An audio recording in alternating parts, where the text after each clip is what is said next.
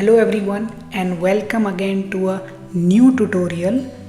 I know that I've been gone for quite a while now and I apologize for it because I was really sick and then I had to take a pause. But I'm back now and every week I'll be uploading 2 videos so that we can catch up for the lost time.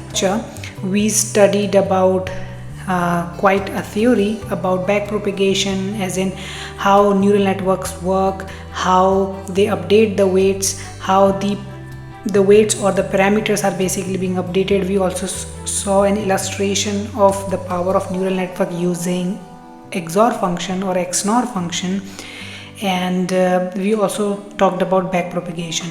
But now from this onwards, it would more of programmatic way where we will program everything and deep indulge in how things actually work. How do we program it? Well, I'll always take real world examples, but for these 2 tutorials I will take simple examples so that we can focus more on TensorFlow, more on developing neural networks, and then as we proceed further, we will take more complicated data sets. We will learn how to create TensorFlow data sets and etc. And we'll take real world data sets. But right now, just to keep things simple, we'll simply use simple data set and focus more on how actually TensorFlow, how do we create neural networks in TensorFlow and all that. So let's first of all start with importing the basic libraries. So we import TensorFlow. This is our basic library, and let's also import matplotlib to plot our plots that we will use in here. So import matplotlib.pyplot as plt, and along the way we will see about different things. Let's also import os and os dot. So just to reduce the number of warnings or unnecessary details that we don't want, so we can actually add this line. So tf.cuda cpp min, if I'm right, this was the command. I'm not sure, but yeah, let's see if it works or not. Yeah, if not, then we can update it. It's more about trial and error. So okay, so let's start with first of all defining a data set. So here we will simply see at the classification part. Like in very earlier tutorials, I said that we have binary problems, right? Let's say we have just 2 data sets and we need to detect whether it's a cat or a dog.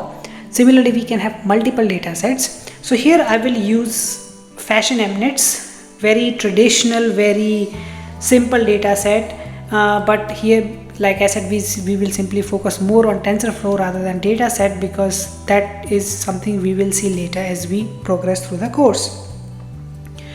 So we can actually get the FashionMNITs data set using simply tf.keras.datasets.fashion_mnist.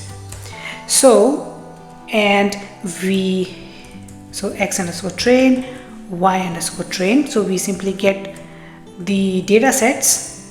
So this fashion_mnist is just like an object which contains both the training data set as well as the validation. You call it validation or you call it test data set. Well, actually it's test data set, not validation, because we create validation through training data set.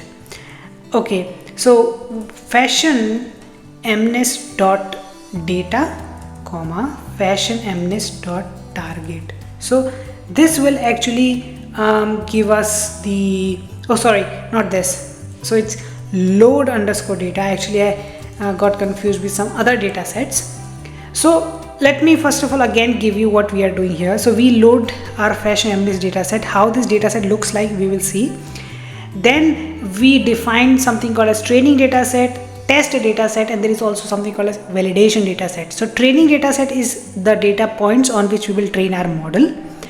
Test data set is something on which we will finally see how good or bad our model is doing. And there is also called as validation data set, which we actually take certain portion of the training data set, we separate it out and we call it as a validation data set. Well, why do we need validation? It's simply that we train our model using training data set, and we simply choose those parameters which does best performance on the validation data set. So validation data set is some sort of a check measure, as in how good or bad your model is. So I will choose the parameters which does best for my validation data set. So that's why we actually define these different kinds of data sets. So let's first of all see how does things looks like. Now I've directly copy pasted these class names. Now what are these class names? Okay, FashionMnist is a data set which contains 10 classes. So originally FashionMnist is nothing but images of different items, and these are the items that you will find. It could be either t-shirt, trouser, pullover, dress, coat. So FashionMnist contains images of these classes. That means, let's say if FashionMnist has 1000 images, then in those 1000 images, some proportion would be of t-shirts, some proportion would be trousers, some proportion would be bags. We can also check, like for example, if I print x_train, or let's say test.shape, and let's first print x_train.shape, and if I execute it, let's see. So again, this is a test data set. So here it says that I have 10,000 images for the test data set and 60,000 images of in the training data set. Okay, let's visualize this as in let's just visualize this as in how do my data set looks like. So let's create a function. Yeah, so let's def plot fashion. Yeah, let's take plot fashion. So I take x_train, I take y_train, I take the name of the classes, I take how many rows I want. Let's say I want 5 rows and I want 4 columns. Yeah, so what I'm doing here, I'm simply plotting my data set to get a better picture of how this data set look like. Now I don't know how much experience you have with Matplotlib. So in order to plot, let's first of all define a figure. So what is a figure? You can imagine figure is like a very big box inside which we will plot things. Yeah, so let's define the size of the figure. Let's say that okay, let's define something like we have 2 times rows into 2. So like so we have 8, 10. That means you can simply it's like you can imagine a big box of dimension 8 cross 10. That means you can imagine like it's a very big matrix of this particular size, and inside this matrix we will plot things. I mean it won't be printed as a matrix, but you can imagine this very big box of this dimension. Yeah, and inside this dimension we will simply plot. So for row in range, how many rows we have? So we have total these many rows. And for column in range, how many column we have? Now we need to so for every row and for every column, so we will, that means 5 4, that means total 5 into 4, that is 20 images we will plot. So let's get get the indexes of every image. So I can define index as simply row into the number of columns plus column. How do I define this? Well, it's quite easy. What would be the index of a particular image? That is in the second row and first column. So you simply go through all the columns in the number of rows. So if it's the first row, then that means in first row I have like 4 images, and so that means after 4 images I said okay, I want the 5th images here. That means this is actually the dimension of, or this is simply the index of the image inside this figure. Yeah, you can simply take small values and you can dry run the code and you will actually get this value. Yeah, so now I have inside with this very big rectangle inside which we need to plot the images. So let's first of all define certain region inside this figure in which I will plot one image. Yeah, so we can do that using subplot. So it's like just taking certain area inside a big figure to actually get to actually plot the images. So we define the number of rows and columns and the index, that means the index of the region inside that particular figure. So index plus 1, it ideally always starts with 1. Yeah, so I mean, I'm not going very in detail with the matplotlib because it itself is a very big topic, and I can't actually give you like a quick course in here. So I hope that you have little bit of understanding with matplotlib, but if not, then I will simply give you a basic understanding of every line so that you can actually maybe research little bit, study about this, how plotting works. Yeah, so I took certain region, that means in 5 cross 4, that means 5 rows 4 columns. So that means in a matrix of 5 cross 4, the index of the image, or that you can imagine the index of the cell inside which the image will be plotted, and this is represented by this. Ideally it always start with the index 1, that's why I did index plus 1. Yeah, because index will be basically start from 0, that's why. Cool. Now with that done, so we use the IMShow to show the image x underscore index, and I want to show it as black and white, so that is binary image. Now we can also define the title. So what is the title of this particular image? That means what exactly this image is. So we take the classes. Now let's see what I do here. So it's classes, we take y underscore train and we take index. What did I do here? Y underscore train, so for x underscore train is 60,000, 8, or I forgot the dimension, whatever it was. So 60,000, something. So that means there are 60,000 images. So let's say an image at index 1. So the same y value in that particular index 1 will represent what that image is. So I'm simply taking the y value on that image and I simply map from the class, because classes contains the what exactly that image is, because these indexes are according to the classes. So I plot the title.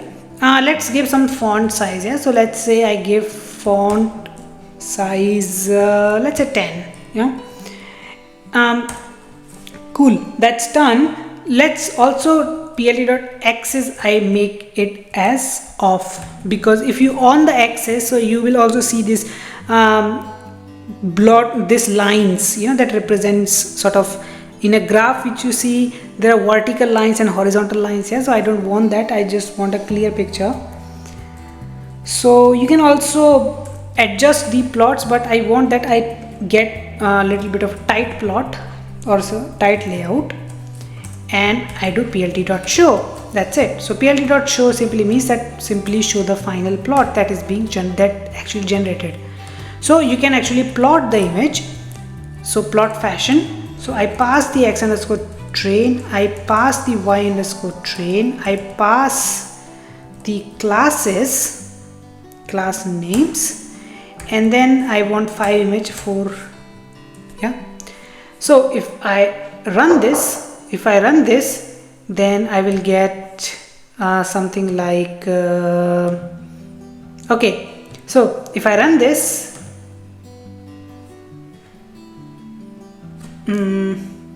okay, did I run it or not? Okay, so it looks something like this. So here you say that, I mean, the picture quality is not good, but you might, because there are not many pixels, so that is why we have this kind of structure. We have 1 2 3 4 5 rows, sorry, 1 2 3 4 5 and 1 2 3 5 rows, 4 columns like stated, and it's this, like, see, this is ankle boot, this is t-shirt, this is t-shirt top, this is a dress, this is a pullover. So now you see how I actually plotted it, so that now you get a proper idea of as an how the fashion emirates actually looks like. Okay, with that done, now I know a little bit about my data set. Let's go further. Yeah, so I'll comment this line out. Let's go further. Now we need to first of all also normalize the data set. What do you mean by normalize the data set? So normalization actually helps in finding good parameters. It actually helps for better gradients as well. Let's keep it at that. So what normalization is? So normalization means that, okay, so let's take a very simple example. Yeah, you have two people, sorry, or let's say you want to compare students in class depending on weights. Yeah, somebody says those weights in kilograms and somebody says those exact weights in grams. Suppose somebody comes to you and says that I am 1 kilograms, let's say I'm 1 kilogram, and another guy comes and says to you I'm 1000 grams. Well, technically they both are the same because 1 kilogram is actually equal to 1000 grams.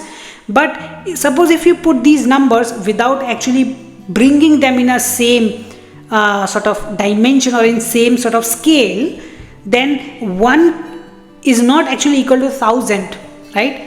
If I just take those numbers. So that's why what we do, we simply sort of normalize, we bring them in a certain range or certain scale, that so that the computers also treats them in the similar way.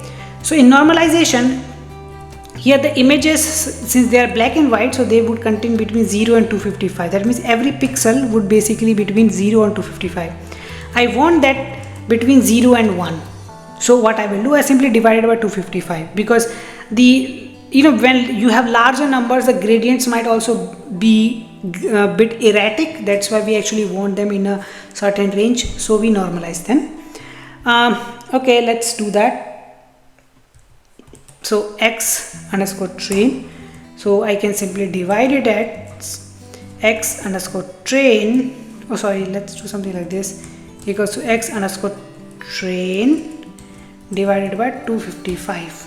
Yeah, similarly x underscore test, we do x underscore test divided by 255. Okay, with that being done, let's also split the data set. Like I said, let's create some validation data set out of it. So x underscore valid, x underscore train. Let's take okay, what do I do here? Let's just take the first 5000 images as just the validation data set, and rest all the 5000 images, sorry, that means rest all the images are actually the training data set. So this is slicing method. This simply says that all the index from 0 to 4999 should be in x valid, and rest should basically be in the training set. Similarly, I can also define the validation set. So y underscore train, we take 5000 images. Similarly, y underscore train, I take 5000 images. See, quite simple. I just splitted the data set. So now our data set is ready. Let's create the neural network. Let's create the model. So there are different ways of creating model. Number one is called a sequential model, in which layers just come one by one, like on top of each other. Yeah. Second is called as functional model, or functional API model. So this is much more flexible, in which you can also create, like for example, after one layer there are two separate layers. One arrow goes to one layer, one arrow goes to another layer. What is functional API model, we will see in the next lecture. And third, which is one of my favorites and most flexible one, also people also find it a bit complicated one as well, that is called a subclassing API, which we will see in like future videos. I won't introduce it right now. Subclassing model. So here we will simply define the sequential model. So model is equal to tf.keras.sequential. So that means now you simply define the sequence of models.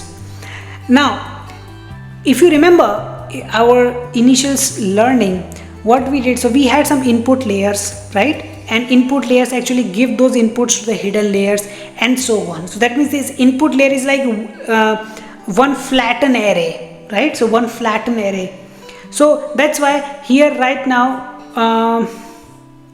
so x underscore train, y underscore train.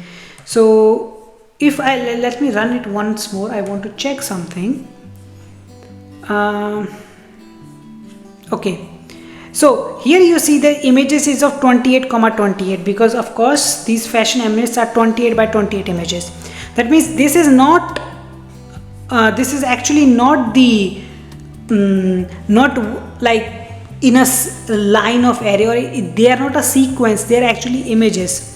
That means that this is the number of images, and every image is of dimension 28 by 28, but we need to flatten it out so that we can actually pass to the hidden layer, because up till now we just saw that we had one input layer which has some numbers, and those numbers get passed to other layers. That means this was a row of numbers, like sorry, one column of numbers. So that's what we need to do. So we will first of all add one layer called as flatten, which simply does the exactly the same thing as its name. That means it simply take 28 by 28. So 28 into 28 is 784 pixels. So it will create, like it will simply flatten all them out to 784 pixels. So the very first layer should also specify the size, like what is the size of one instance. Here it is 28 by 28. So either you write 28 by 28, or you can also write x underscore train dot shape 1. Why I did 1? Because the first 0 dimension is the number of images, which I don't want. I just want that my one instance would be of this shape, right? So with that in mind, now we can define our first. So this is now my input layer, right? Because it will simply flatten it out. Now I will define my first hidden layer, which is defined by dense. So in first hidden layer, how many neurons should I have? Let's say I will put that 300 neurons are there, yeah, and then activation is equals to ReLU. Now in our lecture we had our first neuron, right, and then we pass all the inputs there. We do this wx plus b, or sorry, that theta transpose x plus b, you know, you saw that function, and then we apply some activation there. There we applied sigmoid, but here we apply ReLU. It's also another kind of activation function, which is very simple. What it does, that for all the negative input it will simply change those negative value to 0, and for positive inputs it will simply give that positive value out, right? So that's how ReLU activation function works. So we will as we progress the course, if I find the need to explain ReLU much more in deeper, I will also do that. But right now I will just simply keep it till here, and then we will see this forward. Okay, so with that being said, 300 is the number of neurons and ReLU is the activation function. So this is our first hidden layer. We can also add other multiple layers. Let's also add one more layer. Yeah, so tf.keras.layers.dense, and let's say I add another layer with 200 neurons. Activation equals again ReLU, and then now with tf. we can add the output layer. So output layer, now how to define the number of neurons in the output layer? Well, it's a classification function. That means we need to classify every instance to one of these 10 values, right? Like just in binary we take every instance and map to one of the 2 values, here one of the 10 values. That means we have 10 actually values in here. So we define 10 number of neurons, and the activation should be, like I said in earlier, that sigmoid is used for 2 classes, softmax is used for multiple classes.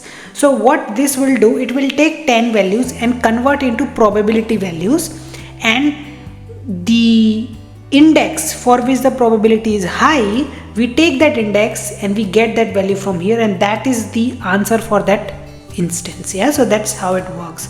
So we define the model now. So we can also print, let's print model.summary, that will show the model, and print model.layers. We defined, like we can also see the layers as well. Okay, so let's also take so let's say hidden layer 1. We need, let's say I want the first layers. Yes, I want the first layer and I want to see what are my weights and biases. What is bias? If you remember, at every layer there is one extra neuron at the top, right? So that indulge for the bias, the parameter that is related to that extra neuron correspond to the bias term. So I can get, let's say, hidden layer dot one dot get underscore weights. So this will show me the weights. So we can also, let's say, print the weights. And let's print weights dot shape rather than weights. Yeah, so because weights would be some random value. So bias dot shape. So if I run the code, let's see. So we define the model and we now print the summary, we print the layers, and we got this as answer. So model dot summary, so it says that okay, my first layer is the flattened layer with 784 values. So 784 values basically means that the 20 into 28, that means 784 values. Second layer dense, so 300. Third layer 200, and the last output layer is 10. So these are the parameters. Yeah, so we actually define the parameters. Like for the first layer it's 235, 500, for the second 60,000, and for the last 2010. How does these parameters are defined? These are actually defined as, okay, I will explain this in next video with a particular example, because it's quite similar to in the very first lecture I defined, we saw that with every edge there is a parameter involved, right? So just imagine that we keep those parameters in a matrix. So the total number of parameters is actually this for this particular layer. So how do we gather those parameters? How does it look like? I will explain much more better in next video with a particular small example. Yeah. So with that in mind, and then we saw this, okay, so this is now flatten,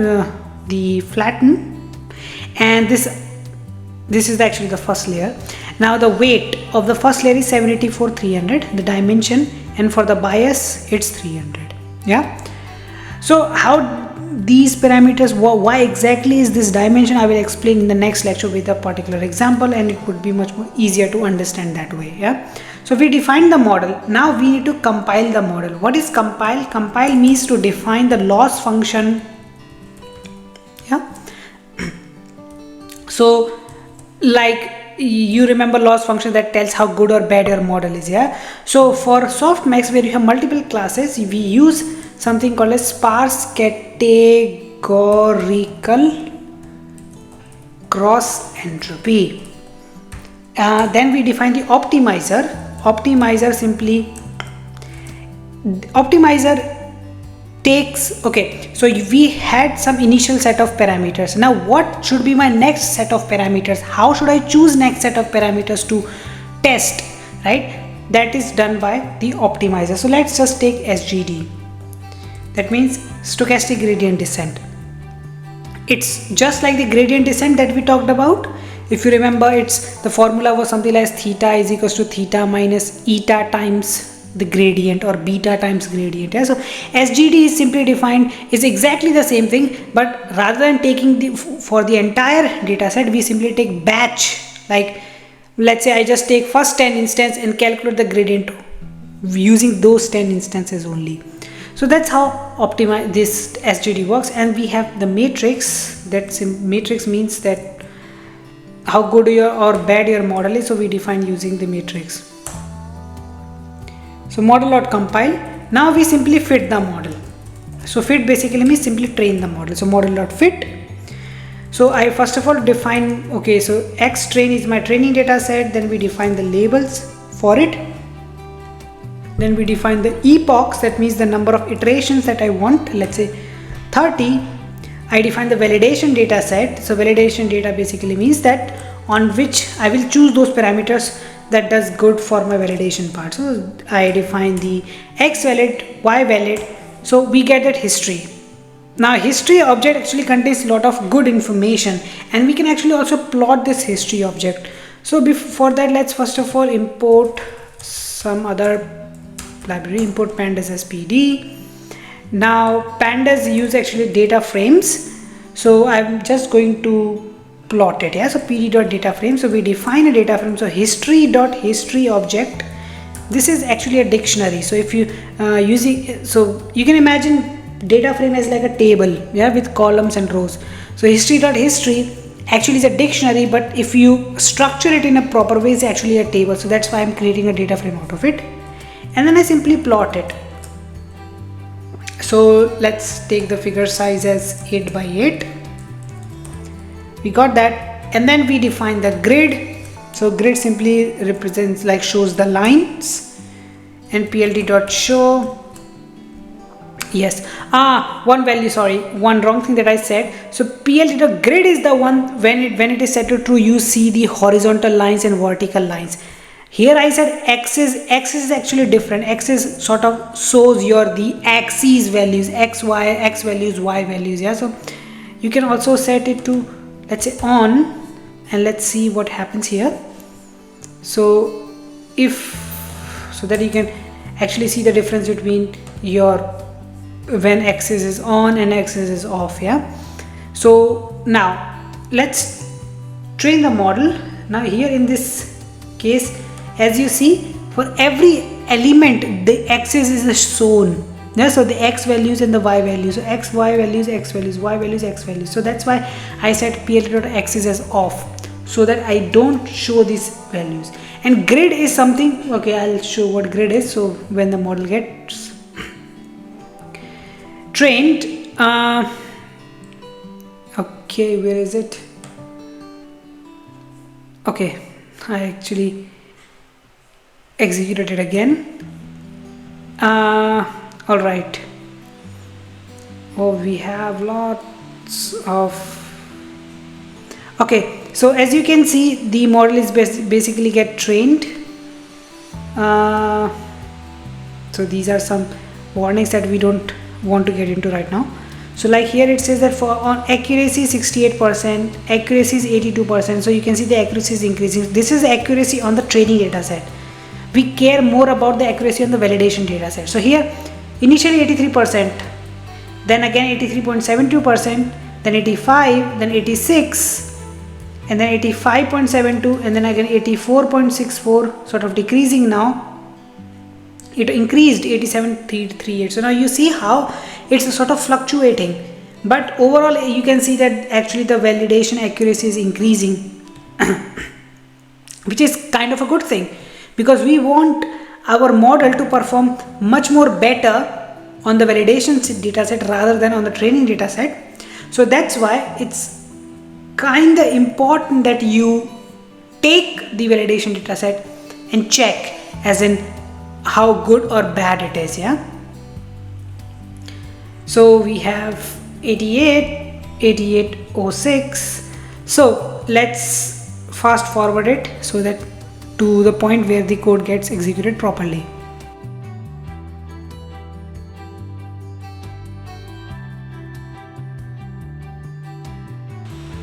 So the execution is done, and the final accuracy that we got is 89%, which is quite good. And now you see these are the grids. You know, you see the horizontal lines and the vertical lines. So these are actually the grid.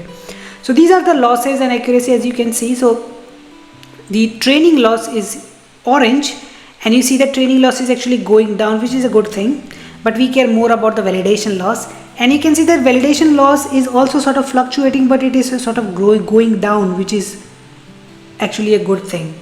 And then so training loss and the validation loss. So if there is a very big gap between training loss and validation loss, so this is actually means your model is overfitting. That means overfitting is, in extremely simple terms, you can imagine as overfitting is like model literally learning the training instance. It really means it knows exactly the training data set points. If I make one small pixel changes or small pixel changes, the model won't be able to recognize those new image. Even if originally the image was ankle boot, I made small changes, now it's also ankle boot, but it won't be able to recognize. Yeah, so that was overfitting. And So I guess that's it for today. Now in the next lecture, first of all we will do the prediction, and then we will start with the regression. So we will also solve one problem with regression using functional APIs. I think that you got a proper understanding as in how neural networks work, how do we create the models and all. So I will see you in the next lecture. Until next time, Radhe Radhe.